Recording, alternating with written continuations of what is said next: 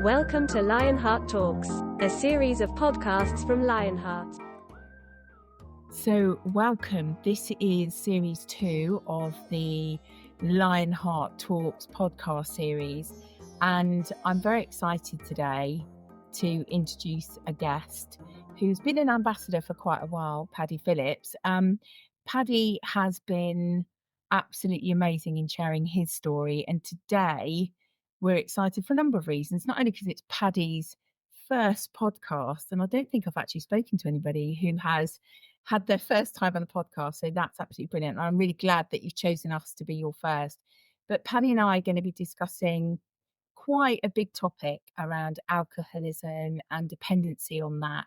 And we both bring a different perspective. So this is one of the first occasions that I've actually been able to talk about my own journey on this as well. So I'm Melissa, and I'm the head of development at LionHeart. And I just wanted to hand over to Paddy Phillips, and he can do a brief introduction. Over to you, Paddy. Thank you so much for having me on here. What an honour. Look, great to be here. And yeah, as a brief introduction, I'm Paddy Phillips. I work in asset management for a pan-European kind of investment manager, or pan-Asian. My role is pan-European. The business is focused in Asia. I am an ambassador for LionHeart, which I have been for, probably 4.5 years now or so. And I love it, and it's really varied, and I get the opportunity to come and speak to lots of other members about my experience, predominantly around mental health and drinking. So again, thank you for having me. Yeah, Paddy, it's amazing. And it has, as with all the ambassadors, it's always amazing to have you being able to not only promote LionHeart, but also talk very openly and honestly about the struggles that you've had. And we really appreciate that. So today it is great to be able to look into this subject again. Let's dive straight in. I think it would be really good to have a bit of a chat, and you're probably in a better position to answer this question than me. But how do we think that drinking and it is part of the culture, really part of British culture, but more importantly, part of the surveying culture? Look, it's a great opening question, and I think it's quite nuanced, if I'm honest. And I also think it has changed a lot since I started in the industry. Going back kind of 15, 20 years, I think it was a huge part of the industry. I think transactions were conducted round the dinner table or the lunch table over a bottle of wine. I think that's where you met clients. That's where you did your entertaining within the industry. That's where you built your network. You know, I look back on that time very fondly, actually. It was great fun, especially as a junior coming into the industry. It was exciting. Where I think it's changed is I think we've become a bit more grown up. And I think that is a very good thing. It's not so reliant upon that side of life. I think there is an acceptance that you don't have to drink at lunch. And the majority of lunches that I now go to, nobody is drinking. Perhaps this is getting you to look back at a time when you had stopped drinking. Did you find it really difficult when you were out in social situations for work during those early days? Yes, and often excruciating. But I would suggest that was more to do with me than the situation. I wasn't comfortable I didn't like feeling different. And when I stopped drinking, look, it was 9 years ago on Tuesday that I had my last drink. So it's been some time. But I first tried to stop in 2011, and I had 4 years of ultimately battling it. But I would say back then, it was a lot more commonplace to go out for a drink. And when you were out for a drink, if you said, I want an orange juice, the immediate response is, well, why do you want an orange juice? Why aren't you having a beer or a glass of wine or whatever it might be? And I think, that's changed. Now there seems to be an acceptance that you can say you want a Coke or a lemonade or a non-alcoholic beer. There's a whole industry that's grown up around no alcohol and low alcohol. And that just simply wasn't there 10, 15 years ago. Yeah, that's very true, actually. And I was going to say, is it getting easier now for those that are maybe thinking, they're a bit sort of thinking about stepping out into the not drinking. I mean, we all stop drinking for various reasons. Some of them perhaps not as urgent as others. I know particularly with your situation, it was a really make or break situation that you needed to go. You had that realization that you had to give up, otherwise things weren't going to end well. My giving up was slightly different, was to support my husband when he fell ill and he had to give up. And I kind of decided that I was going to do it with him, but I've been really glad that I have. But I've certainly found it a lot easier in social situations because, like you say, there is a lot of alternatives. I'm a great friend of the non-alcoholic gin and the non-alcoholic beer, but it could have been really hard if I decided to do this many years ago. I hear what you're saying. It is just the Coke or the orange juice, and people will look at you. Why don't you want to drink? So it's nice to hear that it is a bit easier now than perhaps it was then. We did have a discussion. I hope you don't mind me referring to this before we started recording this podcast about our anniversaries, about doing things. I mean, I'm nowhere near as alcohol free as you. I mean, I'm about 18 months in. Well done. Thank you. I really appreciate that. And I had that saying, "Oh, my first birthday is going to be a bit rubbish, and Christmas is going to be a bit rubbish." And I remember being really disappointed when I opened up that bottle of non-alcoholic red wine and just thought, the time has come now. We're not going down the non-alcoholic red wine route. There just isn't a substitute for that. I need to find something different. But I'm really pleased that I got through those anniversaries, the first festival, the first birthday parties, that kind of thing. And I've realised now that there are so many more benefits to not drinking. And it's not about drinking. It's actually the rest that you gain when you're not. I mean, I imagine your experience was similar to that. I was told very early on that sobriety is a journey, and it's the journey through life, not relying on the crutch, in my case, that I once did to deal with the highs, the lows, the mediums, the everythings.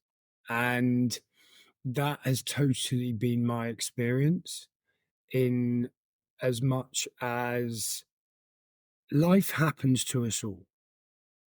Your husband fell. My mother died coming up on 5 years ago. I went through a period without work during COVID, where the company I was working for ultimately failed. And none of that was something that I drank on, and neither did I want to.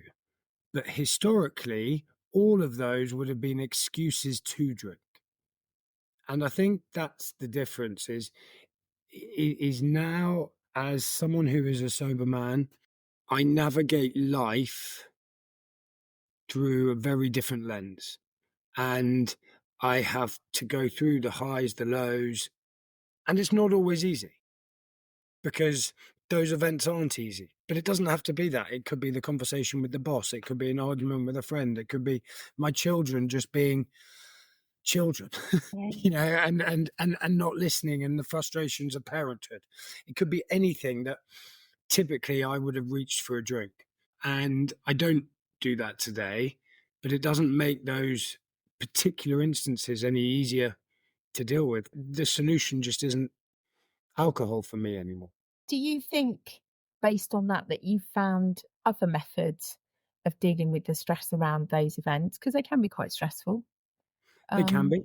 Yeah. They absolutely can be, and yes, depending on the severity of those events, but it doesn't have to be the bad stuff either. It can be the good Yeah. stuff. It can be my child's won an award at school. I'm going to open a beer. It could be Yeah. I've got a promotion at work. I'm going to have a drink and celebrate. It doesn't appreciate what I said before. Probably was more geared towards the negative side, but equally it can be the really good side. It can be the celebrations in life.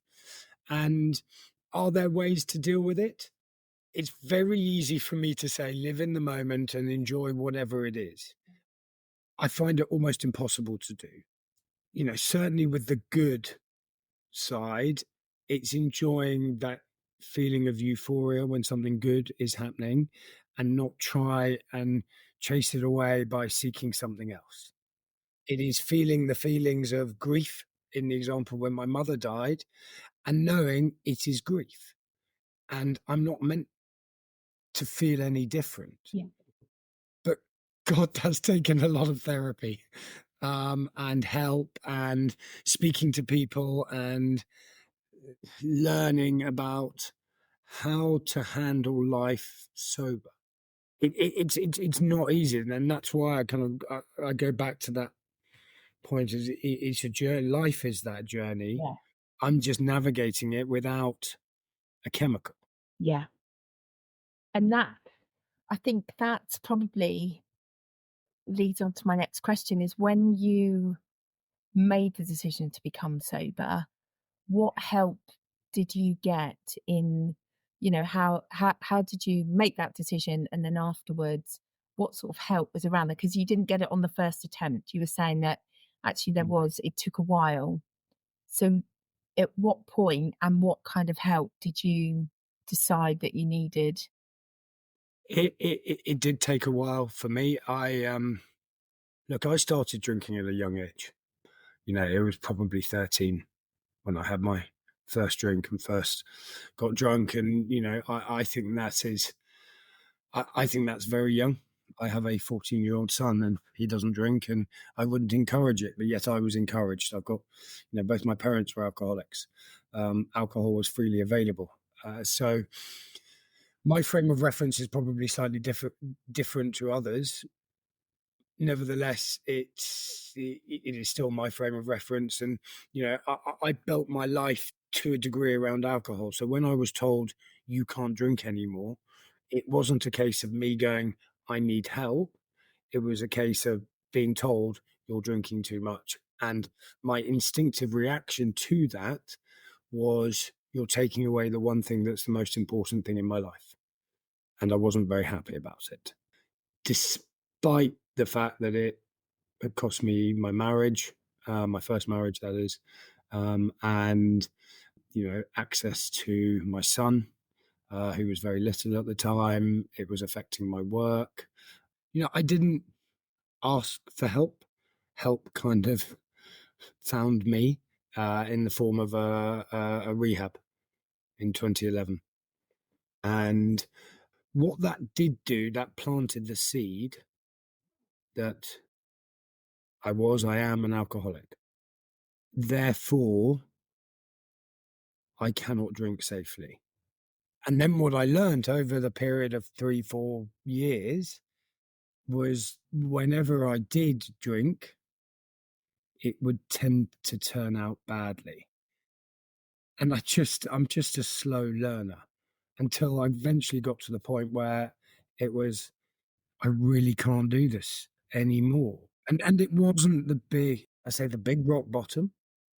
It was more of an internal rock bottom of hating myself and having zero self-esteem and knowing that alcohol wouldn't fix that. And then that realization was the one thing that I'd always turned to, didn't work any longer. That was a realization that was incredibly painful, but also incredibly freeing. But it meant I had to jump into the life of sobriety, which, as you just pointed out, when you do that dinner party, when you do that drinks party, when you do that wedding, that Christmas, and you get through it sober and you go, all I had to do was stop drinking and I can still have fun. That's amazing. Once I'd ticked off those firsts, the wedding, the Christmas, my birthday, the dinner party, the really important business meeting, the after work social, and I come away and go, I had a very good time, and I get to go home with a clear head, Yeah. uh, and process whatever it is that's gone on, and wake up the next day not feeling full of shame, fear, guilt, remorse. Did I behave badly? So on and so forth. It's incredibly empowering. That is so good to hear, Paddy. And for me, as a fairly newbie to the sober process, that is good to know. We'll come on a bit later to talk about how we feel now and the benefits to that. But I wanted to just pick up on when you finally realised, or when you got to that point where sobriety was the only option.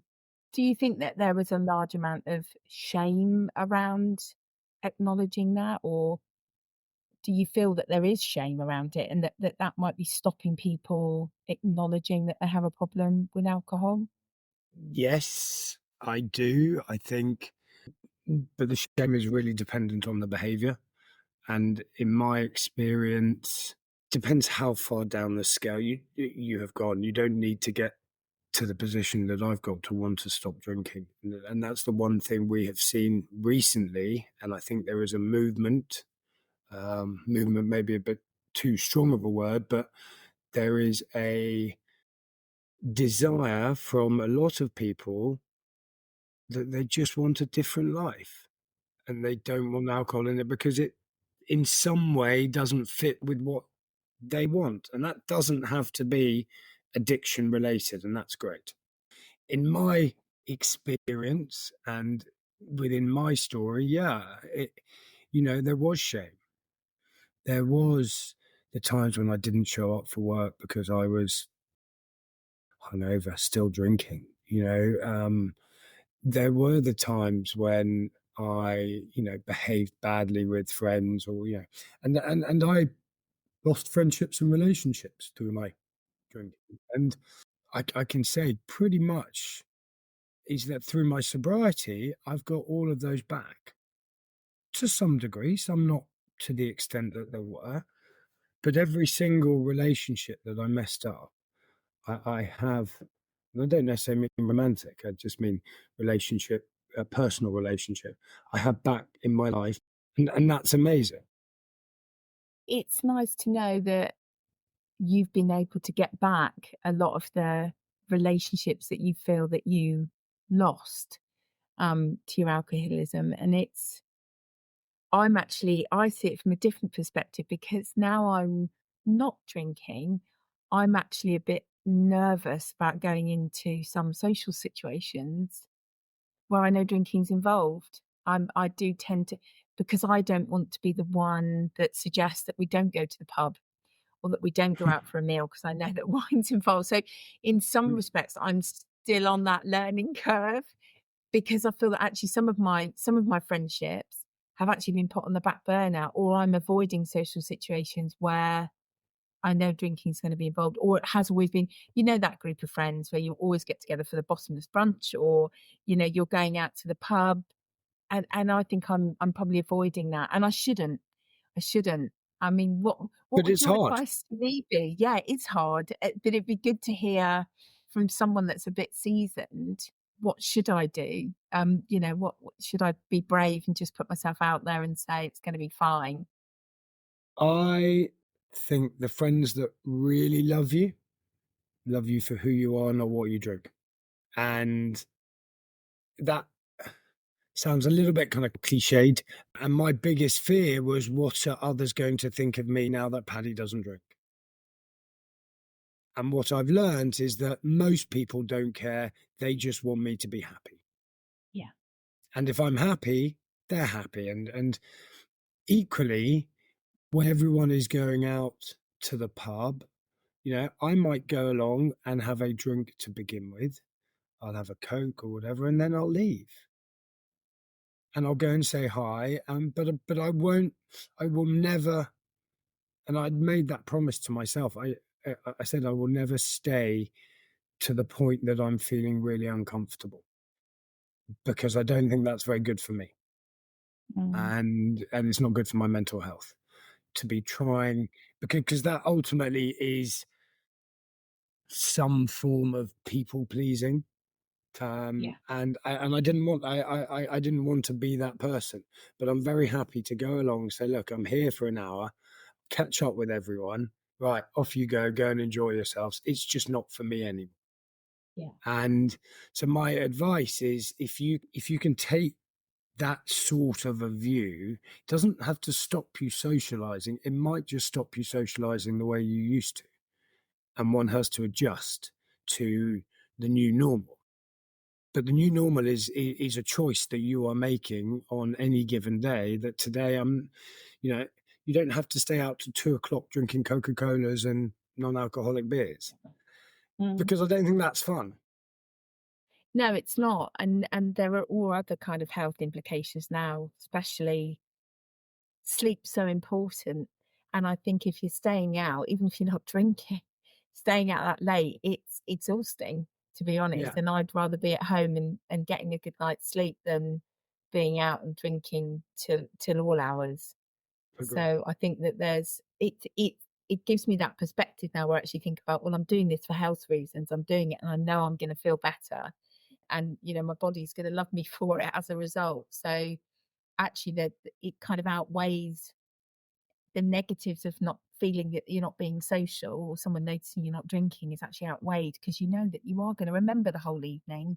You're Yeah, going to remember the connection with your friends, and you're going to wake up the next morning and think, well, I'm fit and ready to either go to work or go and have a decent weekend, and it's not ruining it in lots yeah. of different ways, which is great. I suppose now is probably a good time then to start talking about what the benefits are, because I've already seen the benefits. Even in the short time I've not been drinking, I've seen huge benefits. My husband as well. Weight loss is his major one. Yeah. He's lost quite a bit of weight just through not drinking, and so we are noticing that. But I mean, for you, it's probably slightly different. What do you think for you are the biggest benefits through not drinking now? Oh God, there are so many. As I alluded to earlier, when I first put the drink down, I was terrified that life wouldn't be quite the same again, that I wouldn't enjoy social situations. I mean, frankly, that I wouldn't laugh again.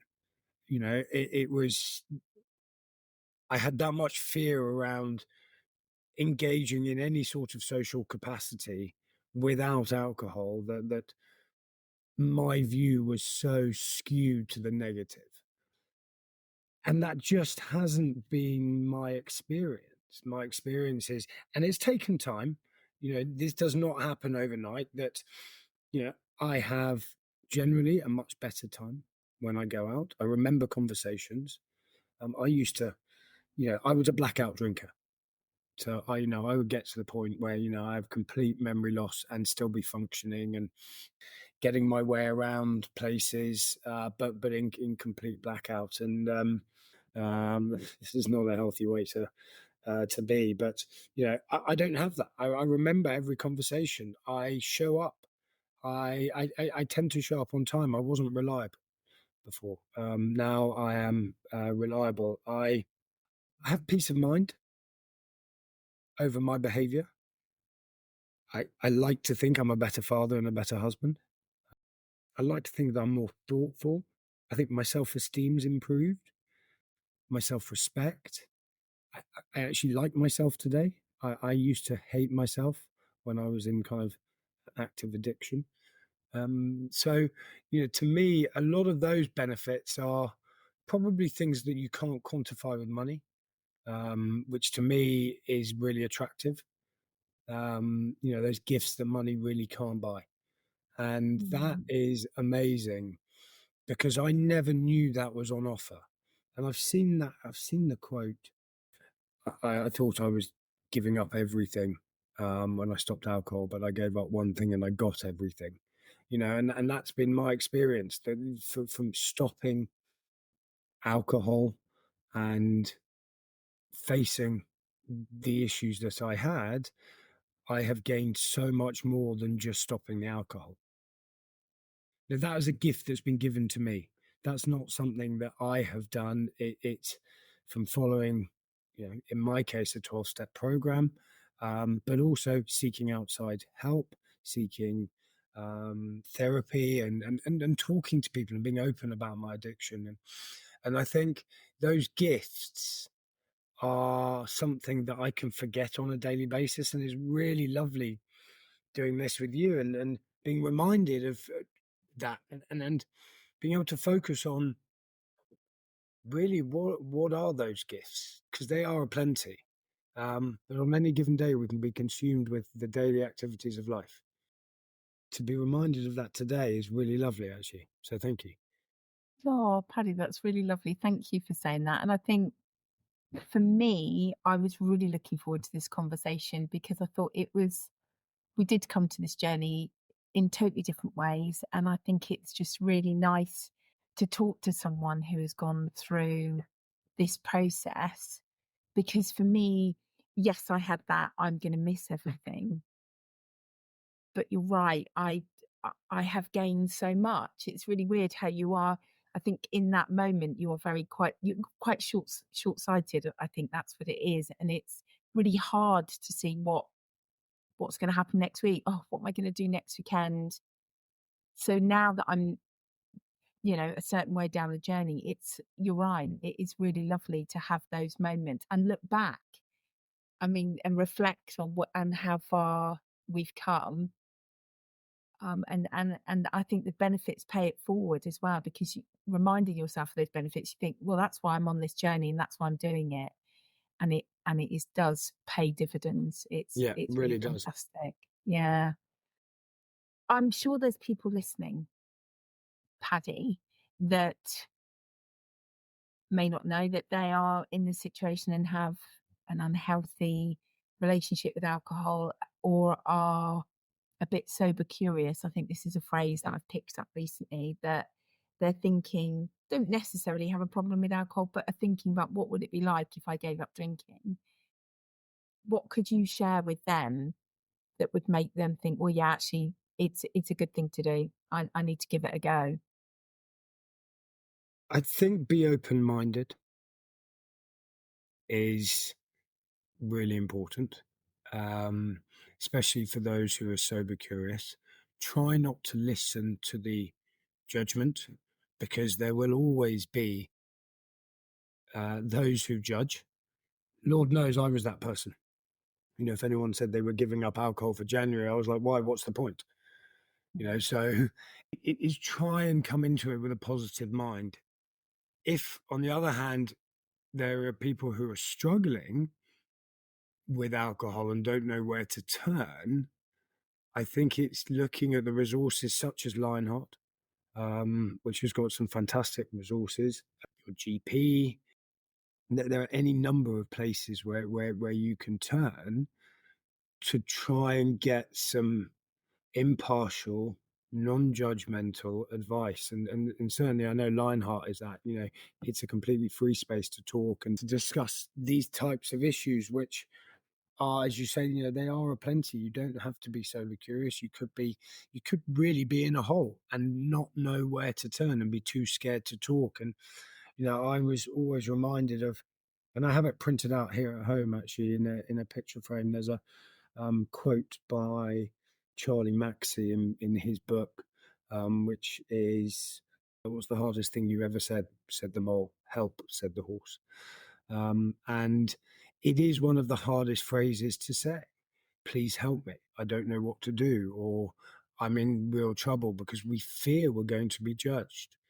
By going to the right place, going to a LionHeart, going to a GP, going to a therapist, going to someone is sober, whatever it might be, I think there are more places now than ever where you can seek that help or seek that advice. And if you're the sober curious type, ask about it. What's it like? How do you find X, Y, and Z? And I think there are more and more people who are willing to give that advice and say, yeah, look, to me, it's hard. This is not an easy journey. I've never found sobriety easy. I found it incredibly worthwhile, but it's not easy, because on any given day, there's any number of things that could happen. And I'll go back to the point when my mother died. If you'd asked me 9 years ago, 10 years ago, will you have a drink when your mother dies? The answer is yes, 100%. And I would have used it as an excuse, and I would have got very drunk. And I would have looked for that sympathy, so on and so forth. And when she did die, I didn't do any of that. But that's because I lent on people who had experienced really major things in sobriety, and they guided me. Yes, of course, I could have muddled through, but my experience tells me it's best to open up to those who can help guide me, and there's always a willing ear, always. That's a really good piece of advice, actually, Paddy. I think relying on others, opening up to others, because as you say, it is a long journey. It's not going to happen overnight. It might not happen first time, but with determination, you can get to the other side. You can get to a position where you can be in that social situation. You can be in a really, really deep situation like losing your mother. I mean, and as you say, the normal knee-jerk reaction would be to reach for a drink. And no one would blame you necessarily for doing that, but recognizing that that would have probably been a slippery slope for you, and Yeah. taking that time to go, I need that help. This isn't something I'm going to do on my own. It's not something I'm going to get over, and I can't just ignore it.